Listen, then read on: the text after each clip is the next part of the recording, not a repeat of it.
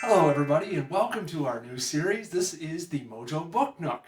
And we're here today to give you our first ever book review on a really classic author. And I'll let you talk about that. How are you today? I am very well today. How are you? I'm doing very well. So please tell us about what we're here to find out today. Okay, so our first book is Cujo by Stephen King. And Stephen King, as we all know, is a prolific writer across many genres. He began his career in the 1960s writing short stories for magazines and progressed from there, and he's been unstoppable ever since. He's written over 60 novels. Lots and lots of things. Like pen names, he goes under Richard Bachman. What was that? 6 novels is under the Yep. 60... Six or seven novels under the pen name Richard Bachman. We'll put all that down in the bottom. Yeah, he's sold over 350 million copies worldwide. And still going. And still going. Like, for a dude in his 70s, man, he rocks. Well, and the cool part is, he has his hands in so many different things, and he's such a humble gentleman from his humble beginnings. Where was he? From Durham. Durham, Maine. Durham, Maine. That's his hometown. And I believe the fictional stories that... The fictional town of Castle Rock, which appears in many of his books, is based on Durham, Maine. There you go. And when did Cujo come out? Cujo, the book, came out in 1981, and the movie in 1983. So, now, am I right when I say this? Because I think you've told me about this before, because you have an extensive library. I have an extensive Stephen King collection, which yes. You've probably seen in the opening credits when we kind of zoom by it a bit. It's massive. It's just insane. And in the opening credits, there's a whole nother row behind the books that you can see of Stephen King. It's just incredible. Now, what I was going to ask you is, the characters in most of his books, there's something really unique with them. Yes, characters will show up from book to book. They will start out as a child in one book, and then years later appear as an adult in another book.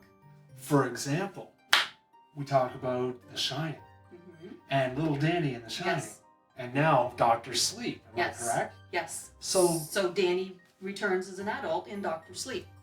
Also, Jack in Black House appeared as a child in another book, and appears later in Black House as an adult.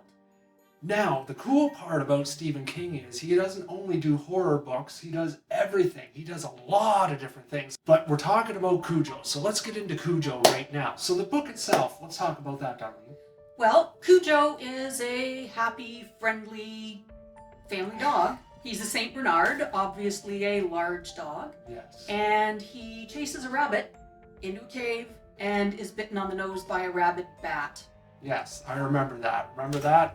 When Stephen King writes the books, he puts you into the setting so much that you believe you're into the cave. He sets the drips, the everything, the sounds. That's why when you read a Stephen King book, you're just immersed into the setting of it. He even describes what's going on in the mind of the dog. Yeah, that's exactly right. You can put yourself into this poor, sick, demented dog who is very ill, but the dog is represented as being the villain in the book and in the movie simply because of the fact that he is very ill and he has now lost his mind and is attacking and killing people. Because that's what it was. He ended up conducting rabies. If you're not around an animal like that, you don't know what's going to happen. Because when it comes to rabies, there's so many different symptoms, especially with animals across what breeds they are. Being a big dog like that, that's a lot of... You know what it's like to have a big dog. And a large dog like that, when they're affected by a disease like rabies, it not only causes physiological symptoms, so you're going to get the slobbering and the jaw thing, like lockjaw. You're going to get that. You're also going to get a lot of psychological. The dog basically becomes demented. Well, that's exactly right. And the dog doesn't realize that it's hurting people.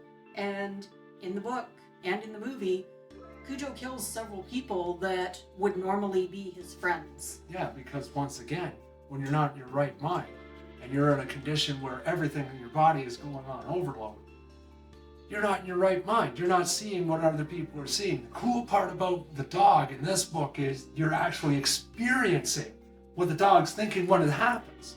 Absolutely. You don't usually get that. That's what's really cool. Now, we've talked a little bit about the book. I really like the book. I think every Stephen King book's amazing. It's unreal. Now, the movie came out. Cujo came out, when was that? 1983. Only 2 years after the book was released. So that should let you know something. The book was such a phenomenon. Well, it says right on it was a #1 bestseller. Again, on the New York Times bestseller list, as most Stephen King books start. They start out and then kaboom. Well, back then it was made into a movie, 1983. Cool fact, you want to share this one about the little boy in it? The little boy, Tad Trenton, was played by Danny Pintaro, who starred later on in Who's the Boss with Tony Danza. and Judith Light. Yeah, that's and right. Alyssa Milano. And he played Jonathan, the little kid Yes, on it. the little blonde-haired fellow on Who's the Boss. Yeah. Played the little blonde-haired fellow trapped in the car on Cujo. And his mother was another massive actress. Her name was Dee Wallace. She played Donna, the mother. Yes. And now here's the thing. Here's the thing when it comes to books. A lot of them don't transpire to movies very well. We've noticed that with a lot of things. We've seen that. Exactly. I find Stephen King books transfer very well to the screen.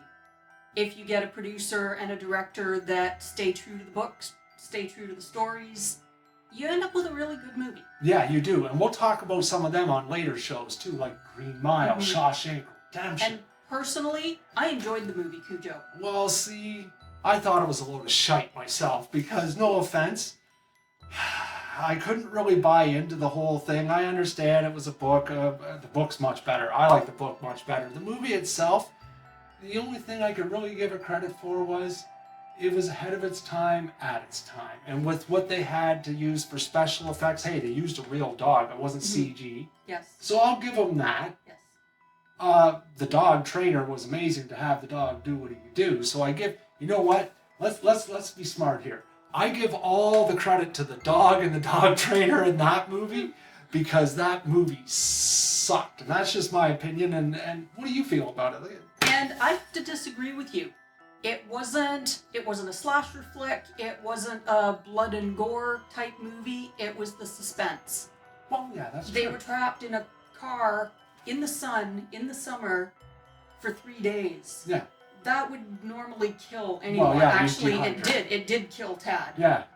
She was able to revive him at the end of the movie. However, it's the suspense. Are they going to get away? She's trying to get out of the car. She's Where's trying the to dog? she's trying to save her child. You don't see the dog. She opens the door. There's the dog. And she finally is able to try to beat the dog to death with a baseball bat. The bat breaks. That's right. Then she has the jagged stump of the baseball bat and is able to stab him in the belly. Right in the stomach. We think that the dog is dead. We do. She gets out of the car, she takes Tad, into the house they go. The neighbor is already dead, the owner is already dead. The owner of the dog.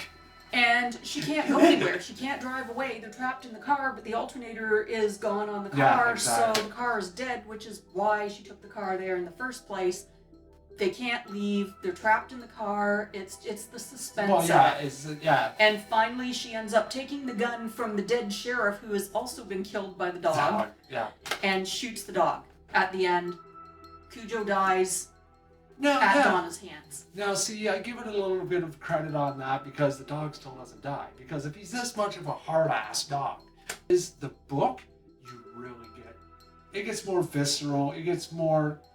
The movie, you can only do so much because he wanted to put it out at a certain rating. He didn't want to get an R rating on it. He wanted a PG-13. Now it's really tame compared to standards of things now. Oh my goodness, could you imagine? Yeah, but it was the 80s. Yeah, that's what I mean. You got to give it credit for what it was for. You know, you have to keep in mind that 30 years earlier, people were fainting in theaters. Another famous book we'll be covering later on, The Exorcist. Yes. My goodness, by William Peter Blatty. Like, you know what I mean? Like, certain genres at this time were the go-to things. They revamped everything from Dracula, Frankenstein, redid all new recreations of this, but Stephen King, being a classic horror writer, stuck to his roots. It's all imagery, it's all characters, it's all settings. So, like I say, some books transfer to movies pretty good, some really don't. You know what I mean? That's absolutely true, but I feel in the case of Stephen King, It depends on the director, right? It depends on the director, it depends on the producer, but personally I feel that every Stephen King book that has been made into a movie has been a good movie. Now, the cool part about Stephen King and his movies is every movie, watch for him to show up as a cameo appearance in his own movies. He shows up. Sometimes he's a pizza delivery guy. Absolutely. Sometimes he's getting called an asshole by a bank machine. Yeah, you know what I mean? In Overdrive.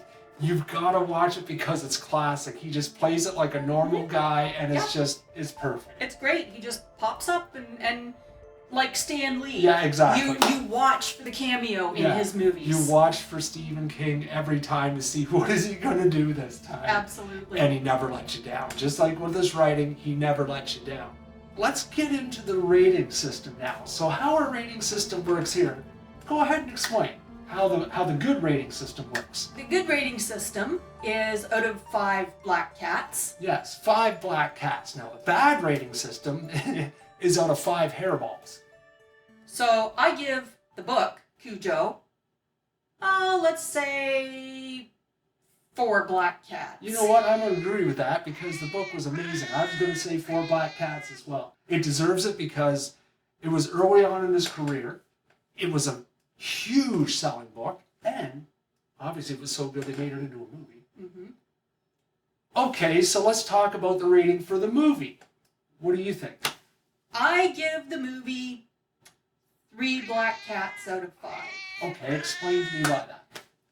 Well, like I said, it's not a slasher flick. It's not a blood and guts thing. It's the suspense, and you are on the edge of your seat. Yeah. And the fact that I have children. Oh, well, there you where go. You see, don't. I don't. See, so I'm looking at it from the perspective also as a mother. Mm-hmm. If I was trying to save my child and we were trapped in a car and it's hot and he's sweaty and he's dehydrating and I know my baby is going to die, to me, that is suspense. I want to see her save her child. Well, I want to see her save herself. Because, of course, she's a strong woman. Yeah. She's going to take out this rabid beast that's trying to kill her and her child. And you know what? That's a very good point because women's strong roles back then in anything weren't a very big thing back then, too. They were pretty much non-existent. That's a very good point. I'll give you that. That's a very good point. And I'm glad you brought that up. That's a very good point, too. Now, me, myself, you know what I think about this. And we've talked about this before. I think this is a piece of crap. It's just shite, and there's nothing good about it. Like I said, I gave a good credit about the dog and the dog trainer. And I give you the point about the woman in the role being a strong woman. I'll give you that one. But you see, I have to give it... Oh, man. I have to give it like 2 hairballs because it was just not that good. Oh, yeah. I have to give it 2 hairballs because there was so much better that came out at the time. The book, unreal. Like, unreal. The movie, I couldn't buy into it. See, I got to buy into it. You know, as being a horror movie kid from the time we were tiny. Yes.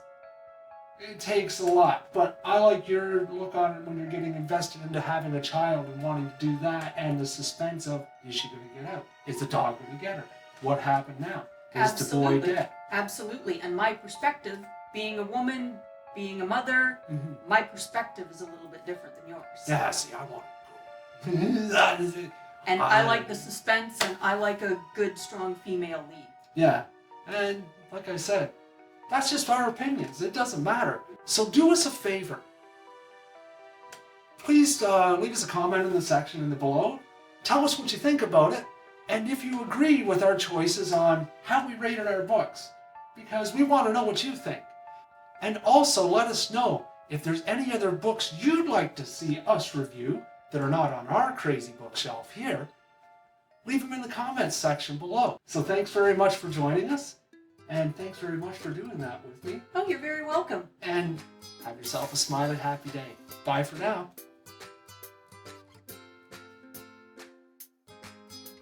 And the outtake there, I'll put in where you're like, I can do anything I want. You can't. And I'll be like, hey. Now the movie. I'm going to give the movie 3 black cats out of 5.